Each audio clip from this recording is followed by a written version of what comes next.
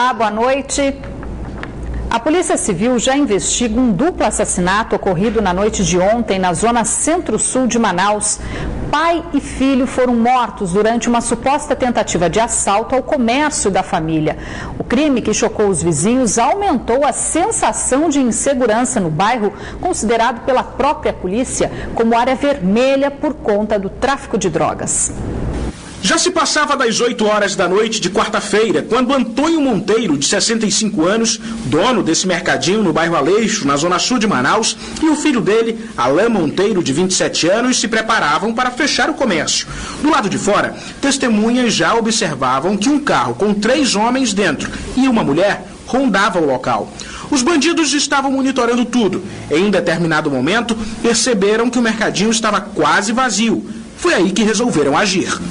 Assim que saíram do carro, as 4 pessoas entraram no comércio, renderam pai e filho e os levaram para um cômodo nos fundos do mercadinho. Lá dentro, os 2 foram executados com tiros na cabeça.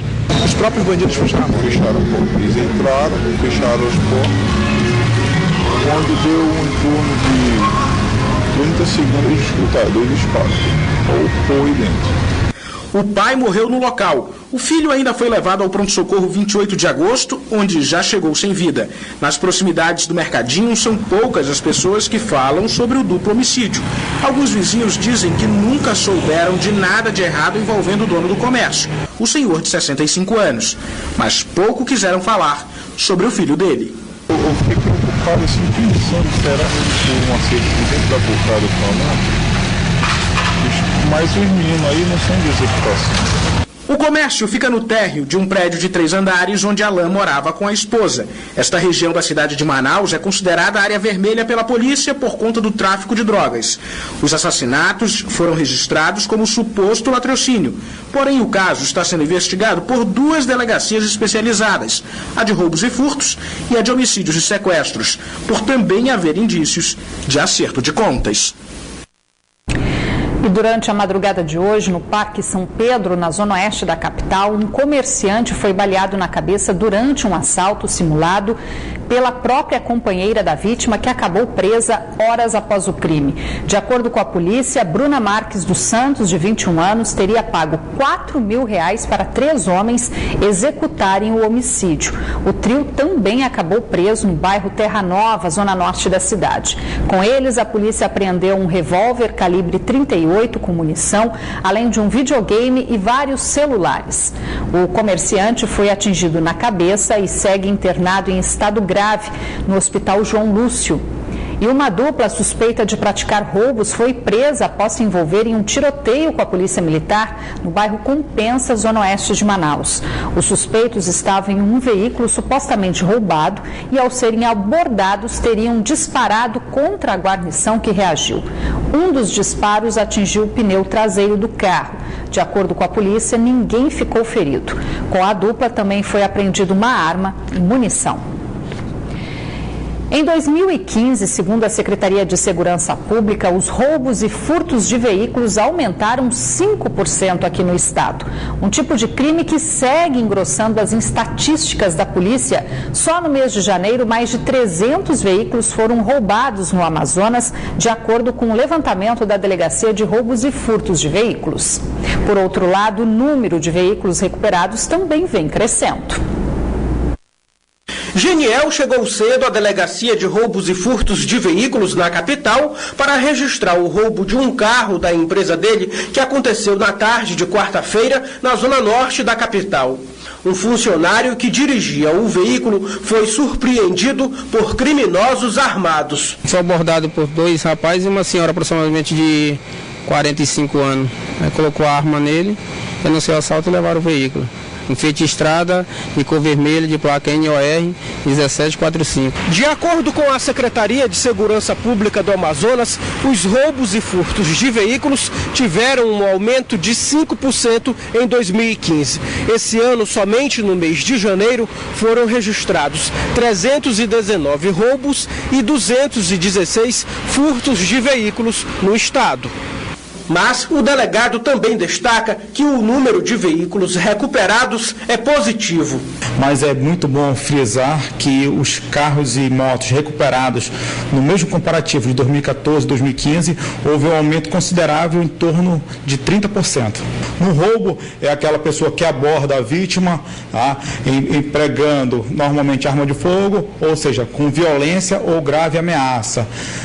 No furto já não há essa violência ou grave ameaça. Há, no caso, a subtração do bem, normalmente sem o conhecimento ali da vítima.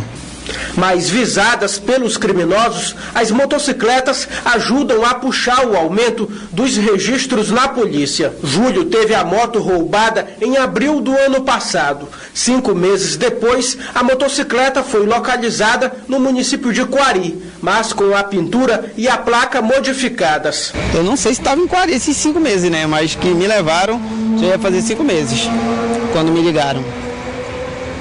Aí encontraram, aí perguntaram se eu estaria interessado de pegar em Quari. Falei que sim.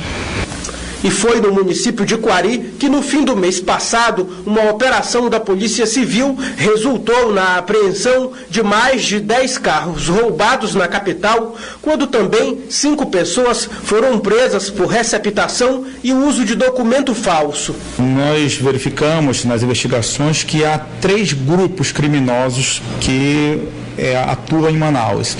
O primeiro grupo é aquele que rouba o veículo para fazer desmanche, leva para uma oficina, tá? e tira as peças dos veículos, né, para vender. Um outro grupo já rouba para cometer outros delitos, então pega aquele veículo e comete outros delitos. E já um terceiro grupo que rouba o veículo para comercializar, principalmente encaminhando esses veículos para o interior do estado do Amazonas e para outros estados também. Professores concursados da SEDUC denunciam ameaça de exoneração por não terem feito um curso de formação de professores à distância que não estaria discriminado na época do edital do concurso. Mesmo assim, segundo eles, a Secretaria de Educação do Amazonas passou a cobrar o curso dos profissionais depois que eles já tinham tomado posse dos cargos há quase 5 anos. Esses professores da SEDUC e outros 70 vivem um dilema. Eles passaram no concurso da Secretaria Estadual de Educação em 2011. Foram chamados, começaram a trabalhar. Mas como em todo concurso, os 3 primeiros anos foram de estágio probatório. Foi aí que eles tiveram uma surpresa. Nós já estávamos em sala de aula quando, mais ou menos 5 meses depois, saiu uma instrução normativa nos obrigando a fazer um curso de formação. Né, e nos penalizando caso nós não fizéssemos ou não fôssemos aprovados com a exoneração. E aí isso causou um estranhamento, né, porque isso aí havia um forte indício de ilegalidade, de erro jurídico mesmo. O professor de História, Evilásio Souza, está na mesma situação. Ele e os colegas procuraram a SEDUC para explicar que o edital do concurso que eles fizeram em 2011 não havia nenhuma portaria que os obrigassem a fazer o curso de formação de professores como parte do período probatório. O procurador do Estado ele diz que os 20% não pode ser o único elemento para reprovar alguém, né? E além dessas irregularidades, nós já citamos várias. Colegas nossos que já faleceram, colegas que foram considerados com pendências e na publicação do edital eles estão aptos. Isso é ilegalidade. Como o grupo de pouco mais de 70 professores não fez o curso, ao final do estágio probatório, os nomes deles foram publicados no Diário Oficial como inaptos. Os professores procuraram o defensor público Carlos Alberto Filho. O Estado foi chamado para prestar esclarecimentos. Na ocasião, a Procuradoria informou neste documento que o curso de formação de professores não é um fator que possa levar à reprovação. No entanto, os professores alegam que vêm sendo ameaçados de que a qualquer momento podem ser exonerados. A gente não define o nosso futuro. Você nem está dentro, nem está fora. Como é que você pode planejar a sua vida, né, com uma coisa que está totalmente com um ponto de interrogação? A Defensoria entende que houve erro por parte da SEDUC. A gente tem que dar a César o que é de César. O edital do concurso tem que ter as regras do concurso público e isso foi devidamente observado. O CAED, assim como todos os demais instrumentos que existem para avaliação especial de desempenho, não se tratam do concurso público, se tratam da própria avaliação do servidor enquanto integrante da carreira. O curso de formação de professores é à distância. Até porque, de acordo com a própria legislação e os tribunais superiores, ainda que haja uma indicação de não aproveitamento, essa indicação deve ser seguida e obrigatoriamente de processo administrativo para cada servidor que se considerou não apto. O CAED não foi devidamente instruído a eles, bem como eles não têm condições de tanto tempo quanto condições logísticas para fazer acesso, dada a necessidade de se fazer acesso pela internet.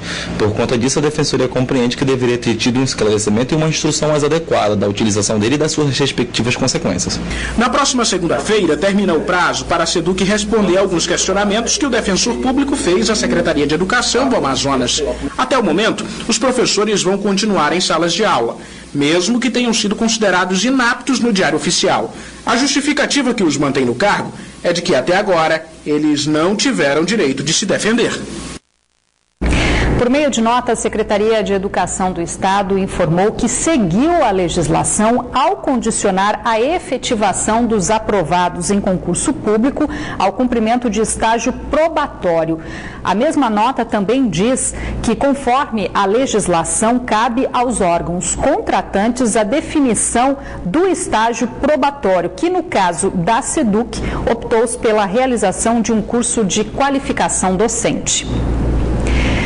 21 pessoas suspeitas de envolvimento em um esquema que resultava na obtenção de empréstimos fraudulentos junto à Caixa Econômica foram denunciados pelo Ministério Público Federal no Amazonas. Desse total, 13 pessoas foram presas durante a Operação Construcrime, deflagrada no fim do ano passado pela Receita e Polícia Federal, entre elas um gerente da Caixa. Outras informações com Caio Fonseca.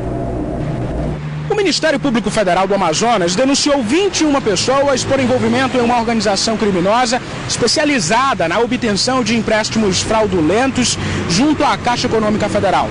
Dos envolvidos, 13 estão presos desde dezembro do ano passado, quando a Polícia Federal e a Receita Federal deflagraram a Operação Construcrime. Entre os presos está um ex-gerente da Caixa Econômica Federal apontado como um dos articuladores do esquema e um servidor da Polícia Civil que atuava na falsificação dos documentos.